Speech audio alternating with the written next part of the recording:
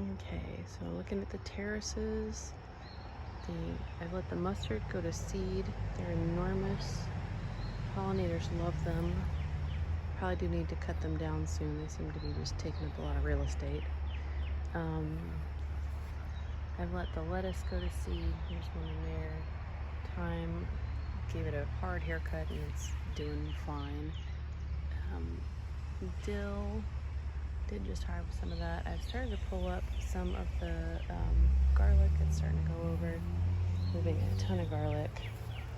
The chives have come into their own. Tomatoes, I do have a ton of different varieties in here, and I had them marked earlier this season. I'm just gonna have to wait till they actually make fruit. Tulsi plant that I overwintered. It's doing really nicely. I probably need to come give it a haircut because it's starting to go bloom. Some of the onions that are actually trying to pull. And that, I believe that is actually a volunteer, probably butternut squash. But it looks pretty happy, so I'm gonna let it be. And then next to it is a Kajari melon that seems to be finally taking off. I have another one that's brethren down the way that is not as happy. And the Brussels sprouts, they had been looking beautiful, and I haven't put any BT on these. I've done no pest control whatsoever. I've just been picking off like the bigger caterpillars when I see them.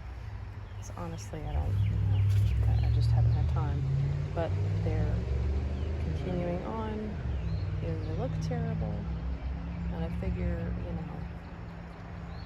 we're not actually going for the big outer leaves.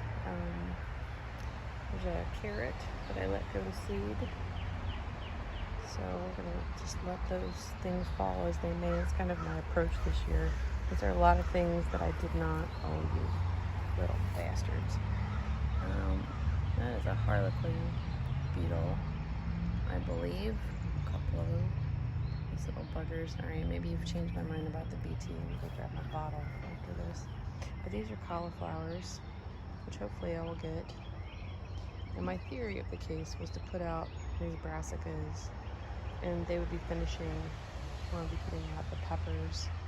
But I don't know. I mean, I feel like I've watered, I feel like I've fed sufficiently, and they're just not getting to the end. But we've also had super weird weather, so who knows? And then the peppers seem behind too. I don't know. But back with this side, black strawberry tomatoes, which are in between. And I understand like the brassicas are heavy feeders and the tomatoes are heavy feeders, so I've been trying to really be mindful of that. And I thought I labeled all of my tomatoes, and I try to be really careful, and I don't know if I just got a different seed mixed in my packet or what, but that doesn't look like that black cherry or black strawberry, which is what it's over here. Sure as heck looks like a Roma or something along those lines, but growing cordon style. But hey, it's in a lot of fruit, so that's fine. I think those are black cherries, I believe, since we don't have the black striping on there. So they were labeled, it's all gone. I had a squash. I did put some squash in between here. I think this is a volunteer as well, tangled up in my Brussels sprouts. Tomato. That looks like maybe a green zebra. It was sort of just trying to figure out how to put all of my plants out here kind of at the last minute. I had a plan, and then it got, thrown to the wayside, like what happens. So these Brussels sprout plants are just so pretty, even when they're all bug-eaten, and I just can't bear to tear them up. But when I did the math, they were supposed to be finishing about now, and we are not finishing. So, and it may just be, maybe I put it all too close together. I don't know. It's ripening at the right time. Some cauliflower, pepper hiding in there. I feel like at this point, these are sort of helping the peppers out. They're shading a bit. Let them get established.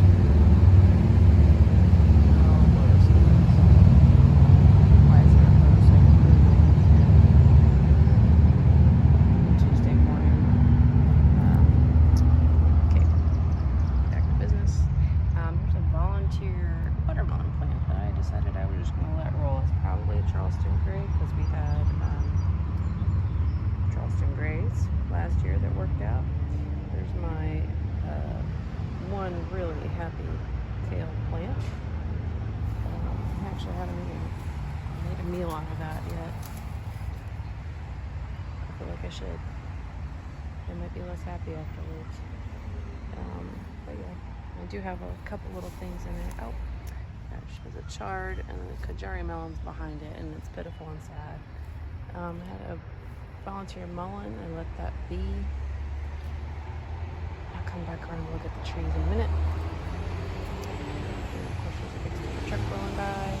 Some green zebra, I believe, by the looks of things. I think I did green zebra on this end and black crumb on the other. They certainly look like it. And these plants, like the plants themselves, tend to get really big really fast. And then last year, like my first tomatoes off them were in, the first one I got, very first one was enormous. So, again, I'm trying to keep up with keeping them tied up. As you can see, just using twine. Don't tie it too tightly. Let them have some room. I'm hoping it doesn't hurt the plant. Got a fair amount of fruit on it. And I think that I knew I was really kind of pushing the limits this season on how much I stuffed in here. I think I probably overdid it. Like so far, this section, this terrace is like living. Everything's doing. But you can see it's just a mess. Forage, roselle, the happiest roselle plant. I do have bean plants in between. You can see that. And they are in fact producing and making beans, and they can handle some shade. But yeah, it's impenetrable forest of tomatoes with a squash sneaking through. I'm gonna let that roll out this way. There's our one very happy artichoke. The other ones are all not so much. And these are all the front row. Oh, I got one leaning over there. Of tomatoes are all Romos or San Marzanos. I got a bunch of Terraces over here. And we have a ton of fruit that's about to happen on these guys. So that's pretty cool. I do have a couple of cabbages. They're still cabbaging.